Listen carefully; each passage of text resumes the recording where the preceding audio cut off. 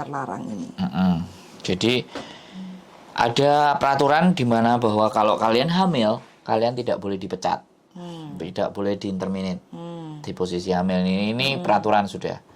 Jadi apa yang harus dilakukan? Ya yang pertama harus lapor dong ke majikan, bicara baik-baik ke majikan. Nah terus selanjutnya ini mau dihidupi anak mau ini dilahirkan, mau dilahirkan atau digugurkan. Nah karena ini hubungan yang terlarang, pastinya kan akan berat mau dilahirkan atau digugurkan. Kalau dilahirkan di Indonesia nggak tahu nih ada pasangannya atau enggak. Kalau nggak ada pasangannya juga, misalnya perawan mulih-mulih yang gowo kan itu pasti aib kan. Itu pasti hal yang nggak benar. Itu silahkan dipikirkan.